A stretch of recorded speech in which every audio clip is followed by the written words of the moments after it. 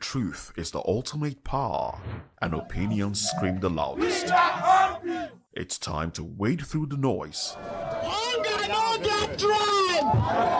Hunger no get religion! And scan the human interest and trending topics that matter. Stay tuned to The Issues, your plug to the stories making the buzz, from politics to science and technology, social justice, and more. Let's tackle the tough questions and expose the truth. The Issues, on Voice of the People Television, Mondays to Fridays, 8 to 9 p.m. The Issues. Don't just react, understand. Are you ready for the extraordinary? Something big is happening on your screen. Introducing VOTV. Now streaming on SLTV channel 264. From breaking news to captivating conversations, news analysis, giving you all sides to the story. We break in-depth discussions on the issues that matter, from politics to sports, entertainment, and lifestyle. VOTV on SLTV channel 264. Join us as we redefine what television means to you. Voice of the People Television, VOTV. Now you have more than a voice.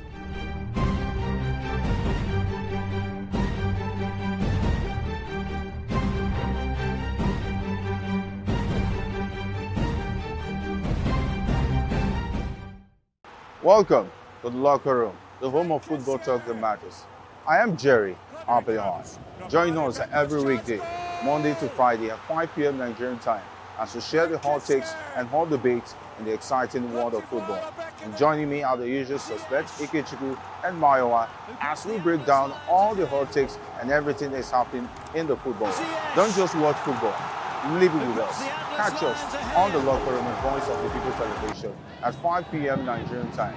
And like I always say, if not 20 minutes off, with the sport.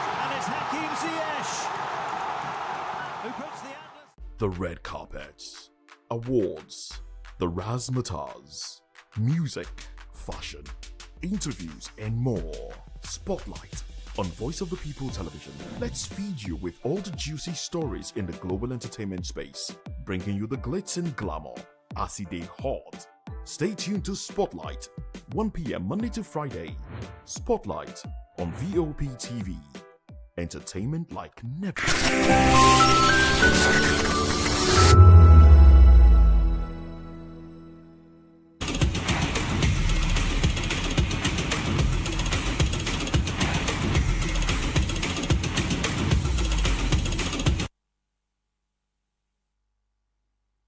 Well, a lot of conversation. I mean, today it's going to really be interesting because the transfer window officially ends. I'm talking about the January transfer and lots of movement, including Nigerian players. A lot of persons excited. I was having a chit chat with the guys and we're talking about, lots of players actually moved.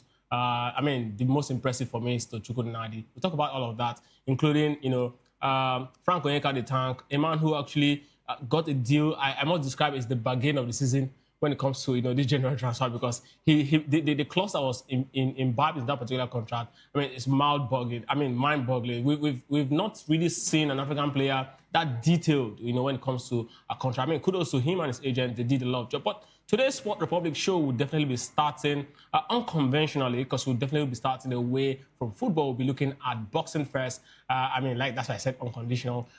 Unconventional, I beg your pardon. So we'll definitely be starting with boxing. And in a stunning display of the resilience, and this one's happening right there in England, where Josh Kelly emerged victorious over Bekram Mustavelli, claiming the IBF light middleweight title and making history as Sunderland's first world boxing champion. 31-year-old fighter faced a challenging match marked by a 9th-round knockdown from Mustavelli, but rallied to secure the win. Two judges scored about 115 to 111 and 114 to 113 in favor of Kelly, while a third judge saw it as a draw at 113 apiece. And he said, I had to congratulate, my opponent, and I had a very, very strong game against him. I had to concentrate, and I feel very, very overwhelmed. And that's exactly, what Kelly said after the match in a post-match interview, and expressing his disbelief and joy at the achievement. It feels like it's a dream. I need to take a second backstage to gather myself immediately. And of course, it was mentally exhausting. That's exactly what the young man was actually saying. Let's say young man. Yeah, that's 31. It's still very much a young man. This victory marks Kelly's 8th consecutive win since his only professional defeat to David Arsenaves in February 2021, raising the total number of current male British world champion to 6. He joins an elite group including Fabio Wadley, heavyweight Lewis Crocker, welterweight Jazzy Dickens, super featherweight Nick Ball, featherweight, and Dalton Smith, super lightweight. Known as the Pretty Boy, Kelly showcased his knockout power in the 4th round, flooring Mutazav Leave with a powerful left hand despite the setback, including being knocked down himself. Kelly skillfully maneuvering ultimately led him to triumph, handing Mutazaliv his first professional defeat in 23 bouts. I mean, that's so huge for him. Congratulations to the young man. Still talking about boxing this morning. And in a recent discussion, Murad Gisep expressed his enthusiasm for potential matchup against top British heavyweights, including the WBO champion Fabio Wadley, who I just talked about, and former champion Daniel Dubois. Gassif emphasized the current strength of UK boxing, stating, right now, it is a good time for the UK boxing. We've seen a lot of boxers right there in the UK. Anthony Joshua is one of them, and of course, not forgetting the Gypsy King himself, Tyson Fury. And reflecting on what really went down, Wadley actually noted that Fabio, world champion, one of the best heavyweights in the world right now, a unification fight is always an interesting fight. Gisif also mentioned Dubois as a significant name in the sport, highlighting his former champion status. When discussing the prospect of a high-profile clash with Tyson Fury, Gisif remarked, I would love to fight Tyson Fury, showcasing his ambition to square off against some of the boxing elites. In light of the anticipated bout between Deontay Wilder and Derek Chisora, Gisif commented on Wilder's potential underestimation of Chisora's trainer, Don Charles Backs Chisora to emerge victorious in what he claims will be the Welsh fighter's last fight. Big showman, and I like to style, the ring and outside the lots of prospects for him. And, he was also talking about, the fact that the trainer of, Chisora is actually one man who is really, really respected. And he acknowledged the unpredictable nature of boxing, stating that before a fight, you have a plan A, a plan B, and a plan C. Many times, game plans, of course, but when you take punches, everything changes, and one punch can change it. Or Gissi concluded with, any opponent, I try to do my best and do everything to win, underscoring the commitment of excellence in, the game of, pugilism. But the truth is, if you are actually, a huge fan of boxing, you understand, what this man is talking about. You definitely will look at, a lot of boxers over the years, and particularly in British boxing. So far, so good. In the last couple of years, we've gotten to see lots of, British boxers, rose to the top. Back in the days, it used to be Americans, having all of the top boxers in the world. But it seems to be that there seems to be, a change of dynamics, or some persons will say, a paradigm shift away from, United States when it comes to, individual sport. And this is not just about boxing for me. I think there's something wrong with the United States when it comes to sports generally. I don't know if it has something to do with, talent hunting. I don't know if it has something. I don't want to believe it. I don't want to believe it's an infrastructure problem. I think it's more of, I also don't want to look at it as, a finance problem, because when it comes to individual sport, the United States is one of those countries that heavily, finance individual sport. So I'm trying to actually wrap my head around, what would be the reason why, they're having this poor run of, a top talent in boxing. Or maybe it's just one of those times where, spotlight will just move away from, you, regardless of whether you're doing a lot for yourself. But yes, congratulations to the British that they're doing everything right at this point, and have gotten, all the top boxers. I just would love to see that fight. Perhaps, I don't know if Fury want to, go into that bout with, this man who's actually looking at fighting him. But in the end, if it happens, it's going to be a huge bout, because Tyson Fury, is one man who you don't want to actually have, in the ring against you. Of course, Tyson Fury is also preparing to actually fight, Bakhmudov,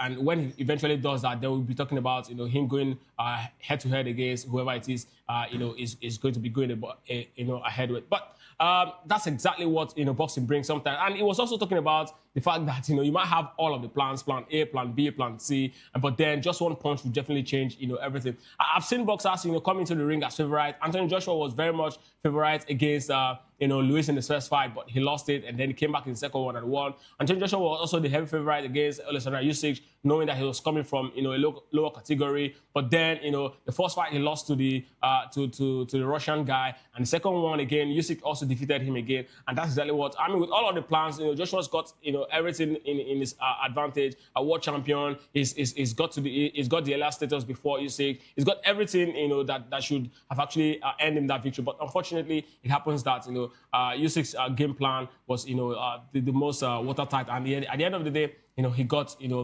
the belt against Anthony Joshua. We also saw, Deontay Wilder against Tyson Fury. The first fight, it was a draw. The both of them got knocked down, and everyone was expecting. In fact, a lot of persons were, tilting towards Tyson Fury because of what actually happened to him. He stopped fighting, he went into drinking, got depressed, and eventually came back into the ring against Deontay Wilder, who, the American boxer, who everyone was expecting. Oh, this guy is, arguably one of the strongest fighters in the world at the point. And then, he did a very good job against him. And the second time, he was actually saying that, I'm going to defeat this guy. And he came back the second time. It was easy for him. I mean, he did, Deontay Wilder dirty. And, I mean, that's exactly how he got the belt until, he eventually lost it to the same man I just, talked about, Alexander Usyk. I'm actually hoping to see who Usyk should be going up against eventually when he decides to actually jump into the ring. But at this point, a lot of fighters will definitely be squaring up against themselves. I mean, the best of them will definitely step up. And I'm also, I definitely know that, the WBO, the IBF, and all other boxing federation will definitely sit down and unanimously pick a fighter for Usyk if he decides not to actually fight any of the guys who are actually coming up, for him. That's exactly how it works. So that's all about boxing, and let's move straight from there to golf. Yes, I mean, this is another very interesting single sport where the United States of America, do everything right. They dominate the sport. In fact, the GOAT of this sport is very much an American. I'm talking about the game of golf. But this time around, Justin Rose. Yes, Justin Rose just secured a historic victory at the Farmers Insurance Open, finishing with a remarkable tournament score of 23 under par. This achievement marks the 10th PGA Tour title of the Englishman's career and set a new record for the tournament, surpassing the previous best of 22 under par held by the golfing legend himself, Tiger Woods and Judd Bonds. Rose dominated the tournament with a wire-to-wire victory, starting with an impressive 10 under par, 60 in the opening round. He maintained his lead throughout the competition, concluding the final round with a 2 under par 70. It was an amazing week, and everything seemed to be heading in that direction. Rose said after the win, "I felt like I played well and I did the right things. I wanted the first change on the scorecard to be a birdie rather than a bogey, which helped me settle in." The victory also put Rose in third place in the early FedEx Cup standings, and he came close to matching Woods' target margin of victory in the tournament history, finishing 7 shots ahead of the nearest competitor, Ray Hastings from Japan, South Korea's Siwoo Kim, and Pearson's Cody from the United States all finished in the tie for second place at 16 under par. As Rose continues his impressive career in his mid-40s, he remains a strong contender in the sport, eagerly looking ahead to upcoming tournaments, including the Masters at the Augusta National in April. I mean, a few minutes away, we'll definitely be looking at that one. Definitely we'll be bringing you, all of that here on Sport Republic. But again, right, I was just talking about this sport, and look at the another Englishman doing everything, possible to put the English national team, on the spotlight. And this is where, it really, really worries me.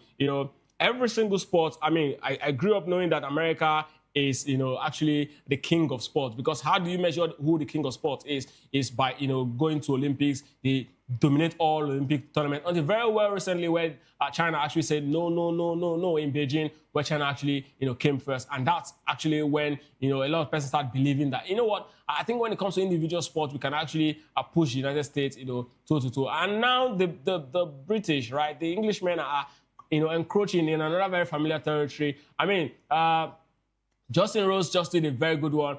He broke, Tiger Woods' record in this particular tournament. And I mean, if you know Tiger Woods, I mean, if you know golf, you should know Tiger Woods. If you know Tiger Woods, you should know golf. I mean, this is exactly, a case of, Pele for football. It's also the case of, when you look at a policeman, and the first thing you think about is, the police station. And I know what you guys are thinking, but hey, the truth is, when we look at, this particular game, right, people actually attribute it to, the game of big men, right? But sometimes, right, according to professionals, I mean, I'm talking about healthcare professionals. One thing they've attributed this game to is that the game helps to actually keep hypertensive nature of individuals and adults at the barest minimum, because it helps them to actually relax. Now I ask myself, I was actually following the statistics a couple of weeks ago about healthcare in Nigeria, and it was said that at least one in every 5 Nigerian adults is hypertensive. And I started asking myself, if you have this sort of far crying statistics, right? Why are we not actually introducing or investing more on a sport that can actually help people really relax and put them in a very good state of mind? I mean, knowing that we do not even have the best or the fastest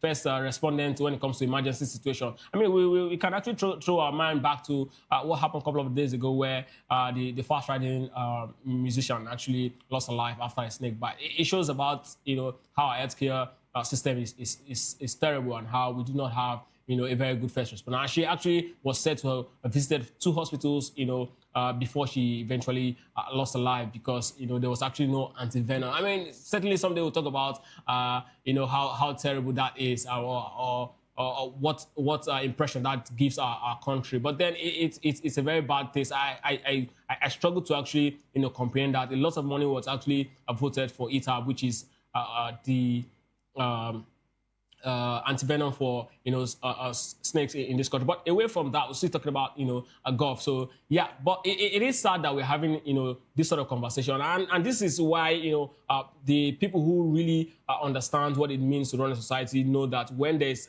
an emergency situation, when there's crisis, when there's chaos, it's an opportunity. It's a time for actually to create an opportunity to better the life of people, or to even make more money. No, what do I mean? If you have a statistics that says that your people have problem with hypertension, I mean, you have a sport like this, what should you do? Put more money, and then a lot of eyes will be on that particular sport. People who play the sport to make more money. You draw a lot of persons more into that particular sport. It brings investment. In return, it gives government and the society tax. I mean, vis-a-vis, everybody goes home win-win. But then we live in a society where people really do not appreciate good things, basically, because that's how it appears. We talk about this every now and then, but then nothing seems to come out of it. But congratulations to the young man, Justin Rose. I mean, he's done it, and congratulations to people who actually put the sport together, and congratulations to the host of this particular sport. It's been a very, very interesting game, and I mean, it's high time we start seeing new faces dominating sport. Tiger Woods, yes, I mean, you're the legend, but then I want to see new sport. Akaras did this. I want to see new names actually dominate sport, and it's also good that we're having this particular conversation. But away from golf, let's talk football. But then we'll go on a quick break. When we come back, we definitely go into the big headlines where FIFA is actually planning to recall the sanction of Russia.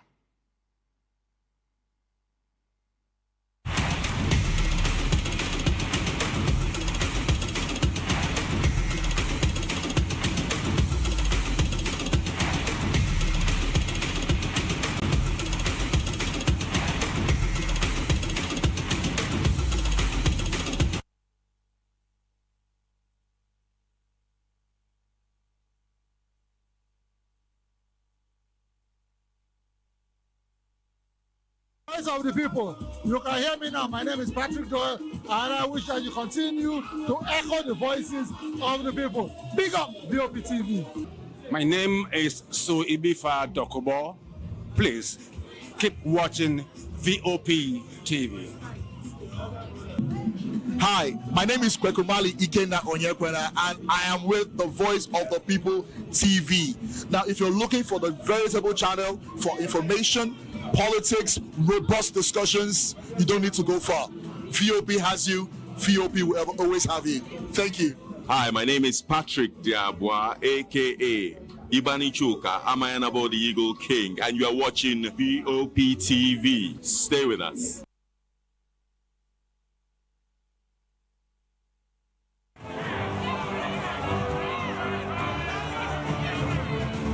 Do you want your voice to be heard? Do you know that you matter in the scheme of things?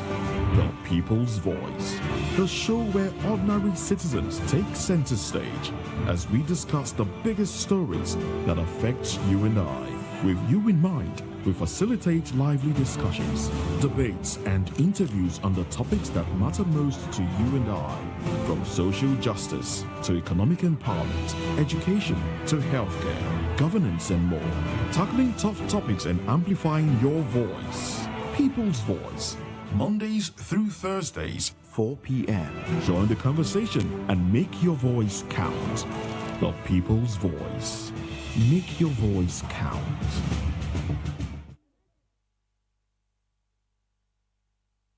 From the views on the street, we go to bed empty hunger, to the blaring horns of a hustling city, the loudest voices of the common man got a medium to be heard. This particular administration, they were coming unprepared. It's not a bad thing to renovate the president's lawn. Through top-notch programming, unbiased reportage of news, sports, business, entertainment, and cultural documentaries, Voice of the People 90.3 FM became a symbol for 21st century media. And now, a new baby is born. Voice of the People Television, VOTV, youthful, full of vigor and penchant for excellence in the continent's media space, exposing the wrongs, applauding the rights, dissecting the news without fear or favor, through factual and accurate stories and contents. Corruption kills three things that makes a society. Representing the interests of the people and giving them a voice. Voice of the People TV is here to stay towards building a fair society. VOP TV, Voice of the People Television, truly a voice for the people. Voice of the People, you can hear me now. My name is Patrick Doyle, and I wish that you continue to echo the voices of the people. Big up VOP TV. My name is Fifa'S Dokobo. Please keep watching VOP TV. Hi, my name is Kwekumali Ikenna Onyekwena, and I am with the Voice of the People TV. Now, if you're looking for the veritable channel for information, politics, robust discussions, you don't need to go far. VOP has you. VOP will always have you. Thank you. Hi, my name is Patrick Diabwa, aka Ibani Chuka, Amayanabo the Eagle King, and you are watching VOP TV. Stay with us. 2564 is coming up on Barney 9, right? The 2564 Atlantic. What happens in the hush behind hangar doors? Who signs the papers that gamble with lives? Which truths were grounded before they even ever had wings? If you've ever buckled a seatbelt at 30,000 feet, if you've ever stared out of that tiny window and wondered who's really in control of the skies, it isn't just flight, it's power, it's politics, it's pressure sealed in steel. We're peeling back the clouds from runway risks to sky-high secrets. We're diving deep where most dare not to look. Aviation Scope, every Sunday at 7 p.m. only on Voice of the People TV. We don't just report, we reveal. We don't just ask, we uncover. Because when it comes to the skies, ignorance is turbulence. Aviation Scope, the sky isn't the limit, it's just the beginning. In a world where power shifts with every headline. In a nation full of questions. In a world filled with noise, the truth needs a voice. The policies that shapes our world and the economy that determines our future. Every hour, every day, the grapevine keeps buzzing. And together, we are committed to telling the stories that shape our world because your voice is our focus. Don't forget, our voice matters the most.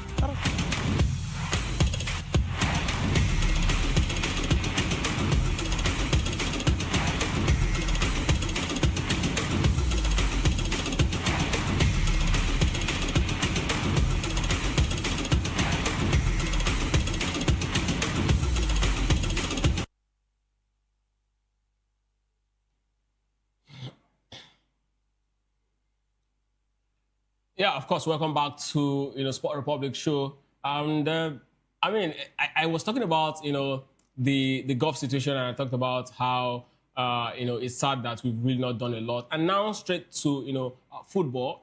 This is a very interesting news. I mean, 3 days, just 3 days after, the Russian-Ukraine war actually started, the FIFA president and, of course, the FIFA committee actually imposed a ban on Russia. And it was, okay, what's going on? A lot of persons were actually applauding, FIFA for that particular decision, knowing that, yes, maybe this is going to actually curb big nations for actually encroaching, supposed small nations. But then just about, a few years after, what are we hearing? The FIFA president, Gianni Infantino, is actually reconsidering, right? That there's actually conversation about, what happened, a couple of years back. I'm talking about the FIFA, the ban on Russia is going to actually be rescinded. And now Gianni Infantino actually stated that, the ban imposed on Russia from football should be lifted. And a move he believes will foster greater unity in the sport, and the country has been barred from competition since its invasion of Ukraine in 2022. That's exactly 4 years ago when the last World Cup was played, and now another World Cup is about to be played right there, in North America, talking about United States of America, Mexico, and Canada. Infantino's comments came in light of a recent recommendation from the International Olympic Committee for International Sport Federation to allow Russian teams to participate at the youth level. Infantino said the ban has achieved nothing. And that's exactly where a lot of persons have, issues with this comment, and also resulted to increased disappointment and hatred. That's exactly what Infantino said. And he emphasized that the importance of allowing young athletes from Russia to play, suggesting that it would contribute positively to international relations through sports. And he said, and I quote, "We definitely have to lift the ban. And having boys and girls from Russia playing football in other parts of Europe would help foster goodwill and understanding. The proposal to lift the ban is sure to spark significant discussion among stakeholders in the football committee as they navigate the tension rising from the ongoing geopolitical conflict." So here's the thing, right? It's not the first time, football governing body take action against nation. This is not the first time. We've seen it a couple of times. I mean, Nigeria has also had a fair share of, football governing body, not FIFA this time around, but CAF, taking, a decision against the Super Eagles of Nigeria, not participating in Nations Cup. A lot of you wonder why, Nigeria did not participate in Nations Cup in 96 and 98. Is it that we didn't qualify? No, we have arguably the best team in Africa, and if we had gone to play those two tournaments, trust me, the Super Eagles would have at least won one of those two tournaments, or even three. Maybe we would have been the first team to actually do, what Egypt did between 2006 and 2010. Now, here's the thing. What happened? In 1996, right, Ogoni 9 actually happened, where, the late General Sani Abacha's regime actually, arrested and, found, the leader of the movement for the Ogoni cleanup. I'm talking about the Kensaro himself, and 9 other men, guilty for, misconduct, terrorism, and of course, other incident. And in the end, of course, that actually led to, these guys being killed, and that has actually resulted to the ban that the Super Eagles suffered. Let's go to a quick break. When we come back, the show continues. I'll tell you more.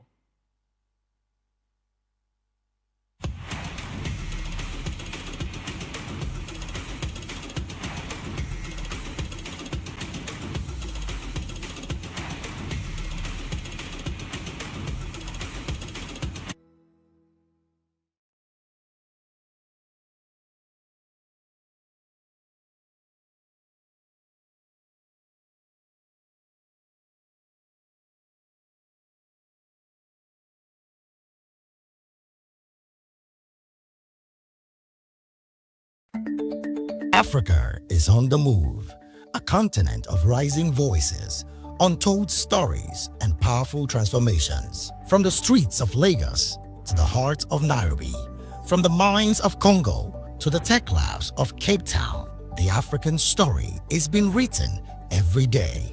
Bold, dynamic, unstoppable. This is Africa News on Voice of the People Television. We don't just bring you the news. We analyze and bring you Africa's heartbeat, the politics that shapes our nations, the economies that drives our future, the cultures that defines who we are, the voice that must be heard.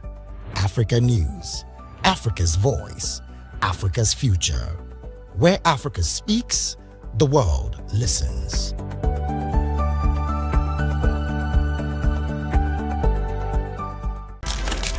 In a world where power shifts with every headline. In a nation full of questions. In a world filled with noise, the truth needs a voice. The policies that shapes our world and the economy that determines our future. Every hour, every day, the grapevine keeps buzzing.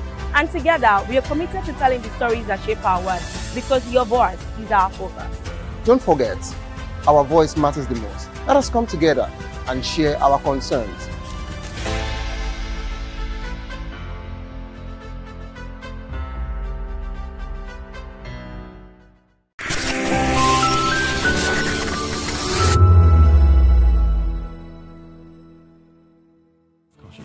Debates and interviews on the topics that matter most to you and I, from social justice to economic empowerment, education to healthcare, governance and more, tackling tough topics and amplifying your voice. Join the conversation and make your voice count. The people's voice. Make your voice count. Awards, the razzmatazz, music, fashion, interviews, and more. Spotlight on Voice of the People Television. Let's feed you with all the juicy stories in the global entertainment space, bringing you the glitz and glamour as they hot. Stay tuned to Spotlight, 1 p.m. Monday to Friday. Spotlight on VOTV. Entertainment like never before.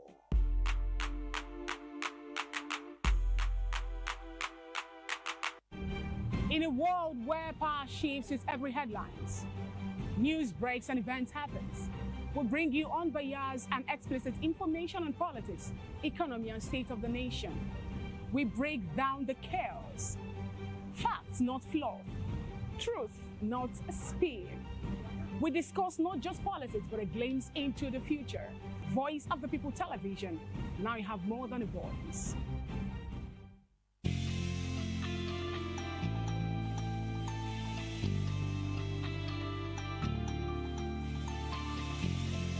Can you hear me?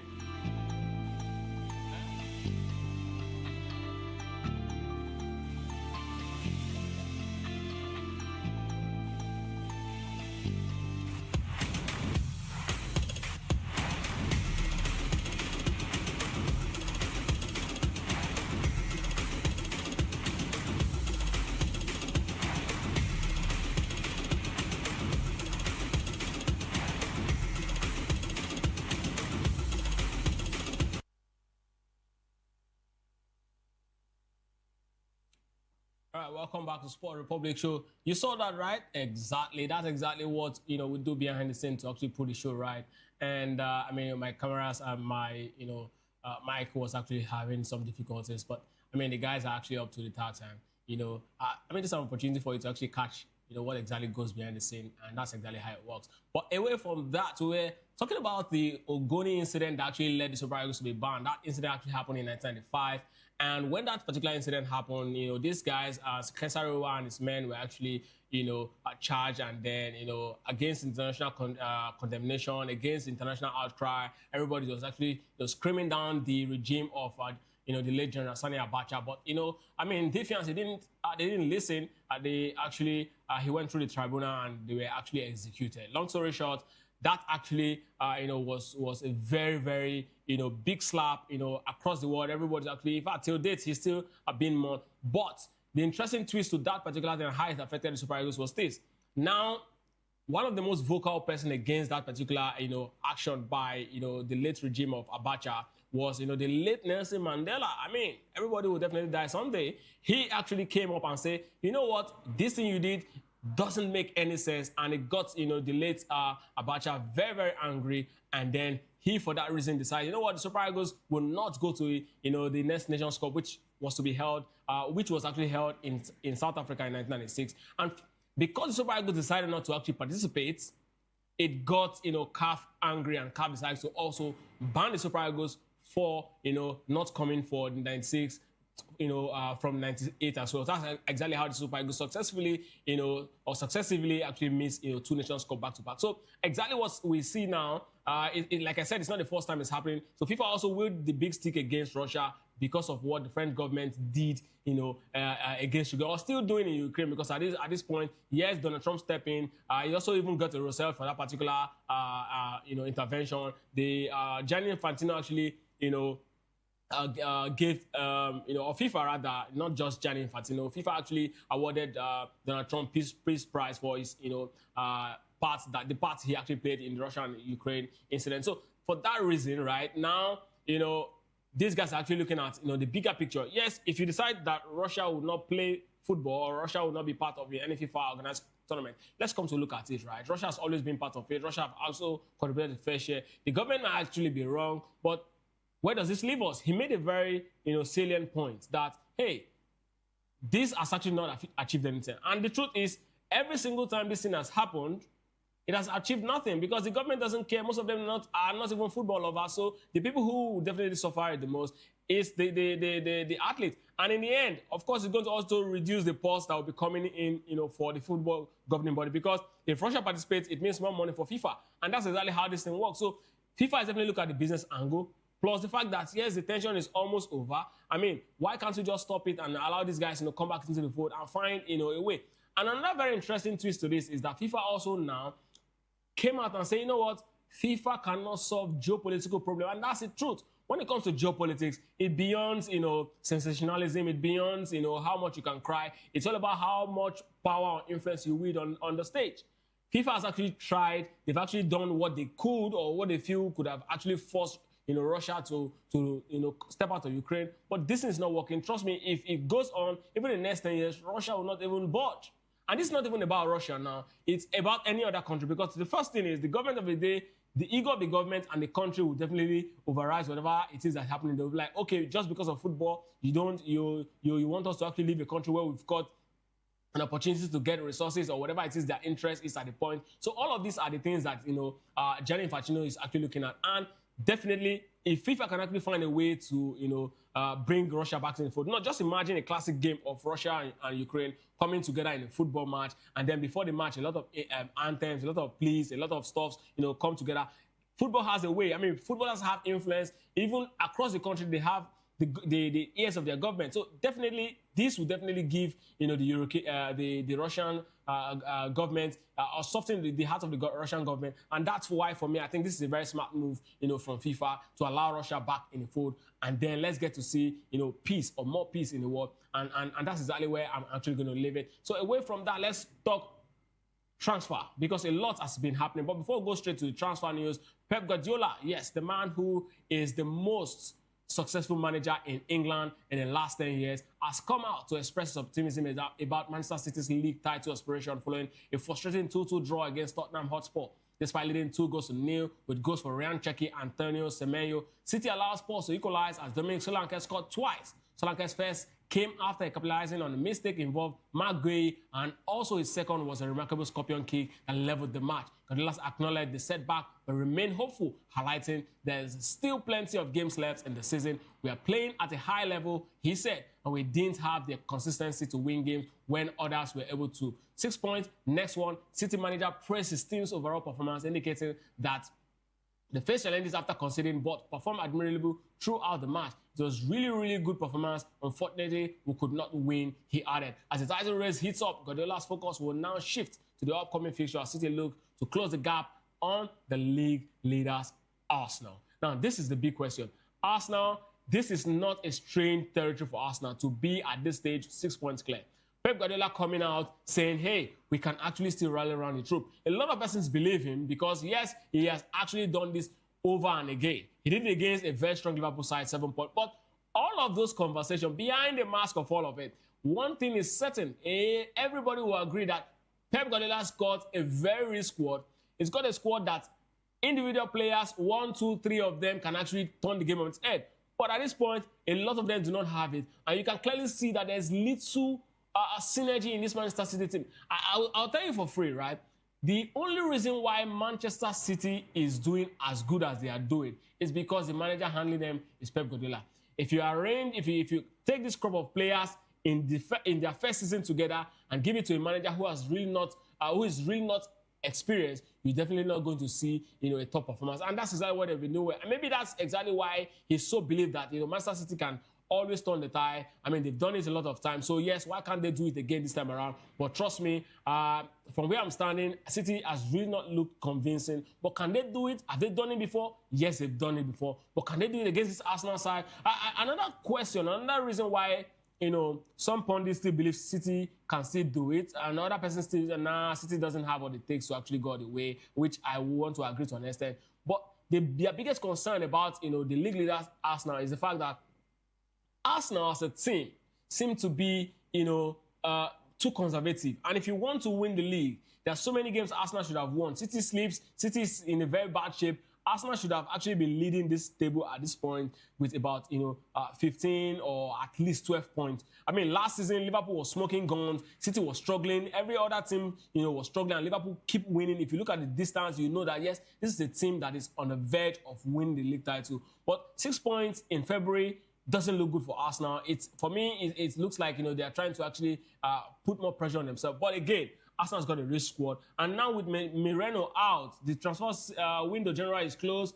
I think Arsenal definitely will sit back. And Mikel Arteta will have to, you know, really rework his team and find a way to continue to grind the result. Because I think that's what Mikel Arteta has decided to do. Just find a way to continue to grind the result, no matter how unpleasant or no matter how, you know, people criticize you. Just ensure you keep getting results, get to the finish line. Arsenal has been over 20 years they won the league, so you want to also cut them some slack with the way they're actually approaching every game with caution. This is one of those things that, you know, comes with, you know, you staying too long before you actually eventually are back later. But away from Pep Guardiola and Manchester City, let's talk about football transfer, and we'll definitely be talking about Nigerian footballers that actually did so well. Very first off, yes, Ademola Lookman, yes, concluded, done deal. It's a very big one. We're having a chit chat, like I said before, that, you know, he moved to Atletico Madrid. It was a very big one after Atlanta. I mean, a lot of us saw it coming. Immediately, Atlanta actually brought in Palladino. The first thing he actually did was to bring in Kamal Suleimani, the Ghanaian. We know that there's trouble. We know that, yes, at this point, it means just one thing, that they are planning, you know, for Ademola Lookman's exit. It was toxic for him at some point. They found a way to actually resolve it. He kept back playing, and that's actually good thing. For me, I think this is a very good news for all parties. Atletico Madrid is going to have, you know, arguably the most, you know, talented forward in Africa at this point.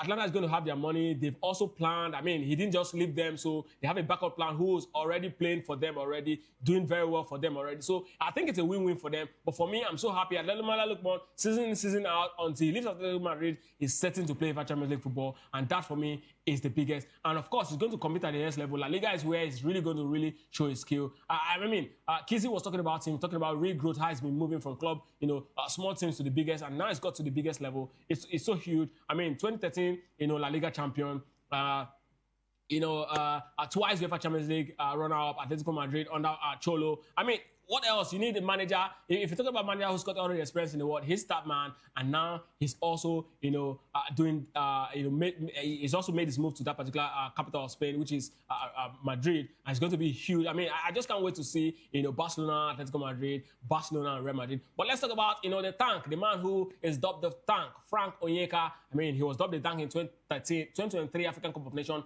following his performance, and how, you know, Frank Lampard has successfully convinced him to actually join Coventry City as the club looks to boost his squad ahead of the second half of the season. Onyeka hoped privilege he could. His talent during the African Cup of Nations was a key target to Lampard as he aims to enhance Coventry's performance in the championship. The 25-year-old has been a standout player, and his addition is expected to bring much needed energy and creativity to the team. Lampard's personal approach played a significant role in securing the deal, with the former Chelsea manager emphasizing the club's vision and his plan for Onyeka's development. The midfielder reportedly appreciated Lampard's commitment to fostering talent and is eager to begin his journey with Coventry City. This move signals Coventry's ambitions to compete at the highest level in Championship, aiming for promotion and stronger presence in the English football. And away from, you know, Frank Onyeka, let's talk about another one who's really giving me joy. Nigerian midfielder Tochukwu Nnadi has completed a permanent transfer to Olympic Marseille, as reported by, you know, a lot of, you know, media outlets. 22-year-old joins League One club from Belgium Pro League Zuid Waregem for a 6 million, you know, and Nadi has signed a contract that will keep him at Marseille until 2030. This transfer marks one of the most significant departures from Zio to Oregon, making him the club's 4th most expensive sales in history. Before his move, Nadi made 18 appearances for Zio to Oregon during current season, showcasing his versatility in talent and field. I mean, this is a young player that we all saw, you know, at the AFCON. I mean, he had a cameo appearance when the Super Eagles actually played against Mozambique. It was actually beautiful. We saw how, you know, he came on and, you know, he did, you know, a very good job in that particular game. And trust me, right, that particular game, you know, I think he played again. Okay, yeah, he also played against Uganda. That was also a very, you know, a big game for the Super Eagles, where I think that was the first game he came in. And after he also played, you know, in the pre-match, the pre-tournament friendly against Egypt, where he also came in that particular one, and he gave a few touches. A lot of persons don't know that this guy was part of the under 20 side that actually went to Argentina to defeat Argentina in that particular championship, himself and Benjamin Frederick. I think these are the two, you know, a huge lights that we actually have seen in that particular team, and both of them actually came in from that particular team. Benjamin Frederick has actually cemented his place as a Super Eagles player now. Now, Tochukwu Nadi is also, you know, on course to also do that. But I mean, I just hope in the end that, you know, Super Eagles get to reap, you know, the quality that this guy's got, and, you know, it doesn't derail. But the good thing about this is the man who he'll be playing under is a man who emphasized very much on, you know, midfield and, you know, possession control. And now it means that all eyes will be on Tochukwu Nadi. It means that this player will be tasked to actually control, you know, the dynamics and the rhythm of the game of the Olympic match. And there are also other players like, you know, fellow Nigerian, of course, is still very much a British at this point. I'm talking about, you know, Ethan Nwaneri, who actually just joined Marseille in his first game. He actually scored. So there are a lot of players that he's definitely going to look up to and then learn from. And I mean, it's going to be so beautiful, because if you look at the Zerbi when he was actually handling Brighton, the Italian was so superb. Pep Guardiola actually, you know, talked about the Zerbi and said he was arguably one of the most brilliant minds he's played against. The way he set up his team, the way he's actually, you know, look for details in the game. I want to believe he's really going to help, you know, Tochukwu Nadi. And I mean, we've always been crying, you know, that we do not really have a lot of, you know, midfielders that can actually, you know, lead and dictate the game. Yes, Iwobi came into light in this particular championship. We're so grateful, but it's 29 now. We need someone who is definitely going to be warming up to actually step into the big light as soon as Iwobi actually leaves. And that's exactly where, you know, Tochukwu Nadi comes in. But away from, you know, that, let's go straight to what happened in England. Yes, the whole, you know, big transfer stories across the Premier League teams. But let's look at what's happened and what went down this January transfer. Premier League sides, clubs have been very active and more. They spent over £400 million on signings this January. Let's start with Arsenal. Yes, Arsenal is one team, you know, in this January, they're quite very quiet, embarked on a quiet window, largely due to significant summer acquisition. Manager Mikel Arteta has indicated that they would only enter a market for a unique opportunity, although the club explored options following an injury to Mikel Merino, but no new signings were actually finalized in the end. Aston Villa, yes, Aston Villa is one team that has really shown, you know, so well that they are, you know, a team to be respected this season. Third on the log at this point. Unai Emery is doing everything to actually chase in the league leader. They're still very much in good position to actually do that, but then they have to reinforce the squad, and that's exactly where they, you know, the management decides to reinforce squad while adhering to financial rule set by Premier League club side. With key players injured, Douglas Luiz actually came in, you know, for Juventus, which, I mean, of course, secured a very huge role so far for them, and now also joining them on a return is Tammy Abraham, who also moved, you know, from loan, and I mean, it's going to be huge because it's going to have offer a huge attacking depth to that particular team, and that's going to be very big for, you know, Aston Villa going. And I'm talking about Bournemouth. Yes, Bournemouth's challenging window was successfully added 4 new signings, helping them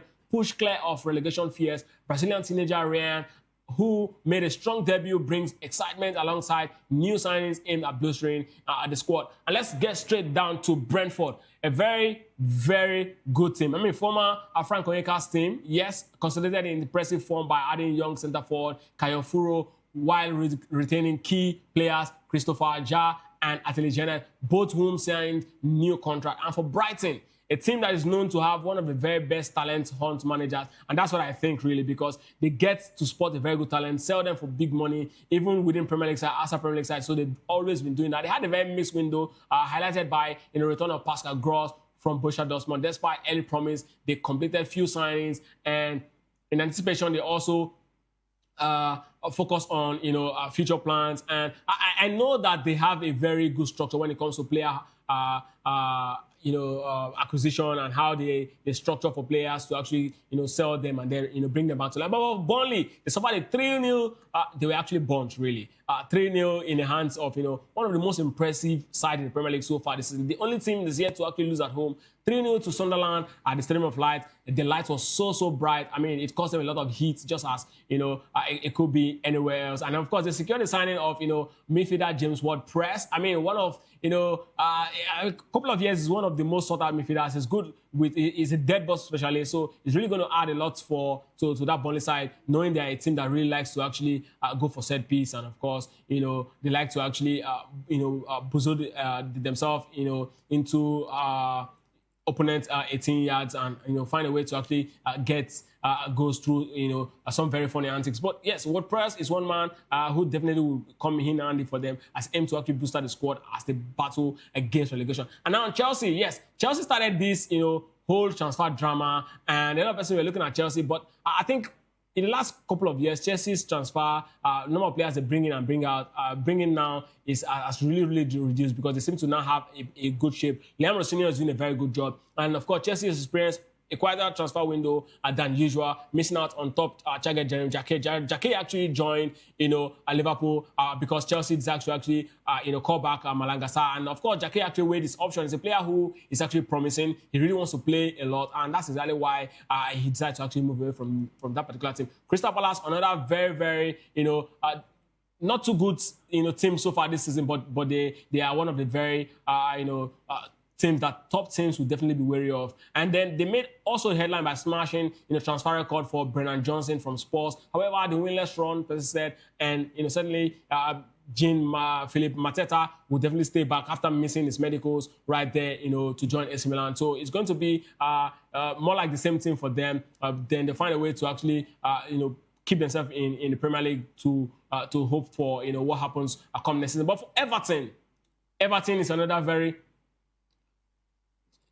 Everton is another very interesting side so far this season. I mean, Tarek George actually joined that particular side. They also have a calm transfer this particular January, and Fulham also had a very disappointing end of failing to actually secure the signature of striker Ricardo Papi from PSV Eindhoven. And Leeds United also had their own fair share of but Liverpool, yes, they finally found a way to actually look for a long-term solution rather to Virgil van Dijk and Konaté by bringing in Jeremy Jacquet, who I talked about. Chelsea missed up signing that guy narrowly. And Manchester City, of course, they stole the airline earlier in January when they actually acquired Antonio Semenyo and Mark Guehi. And for Manchester United, I mean, it's very, very quiet. I know Manchester United is planning to actually get their transfer rights right there in the summer, and that's exactly where we'll be leaving it right here on this episode of the Sport Republic show. And of course, do well to join the guys later in the evening. I'm talking about locker room where Jerry and Afis will be here to break down all football stories. They'll look at all of the stories we talked about today and even more. And of course, the ones I'll be breaking later in the evening to talk about it. You do well to actually join at 5 p.m. is the time, and do not fail to also to be part of it. And up next, yes, we'll be looking at David Edwin taking us across the world. It is midday news, and I am Ikechukwu Agwago. Don't go away.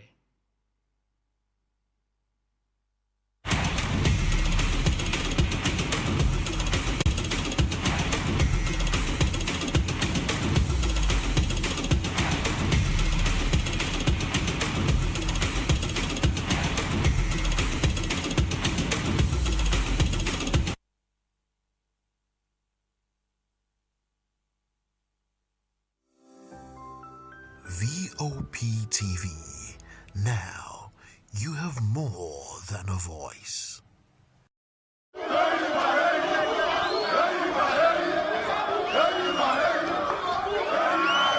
Ọ bụrụ na mbụ ezigbo nwa afọ Nigeria, ka ihe m ga-eme pụrụ iche. Nwanne m nwoke, Adanne, m ga-akwụ chim n'eziokwu kwanyere ndị ọzọ ugwu ma lekọta obodo anyị anya. gbam! Ụmụnne m na ụmụnna m, obodo anyị bụ Naijiria ga-aga n'iru ma ọ bụrụ na anyị jikọta aka kwado ndị na-achị anyị ka ha mee nke ha, anyị ga-emekwa nke anyị. N'ezie, ọganihu ga-adị ma ọ bụrụ na anyị na ndị na-achị anyị jikọta aka rụọ ọrụ. Asaa bụ ihe ndị na-achị anyị kwekọtara ha ga-eme ka obodo wee dị mma.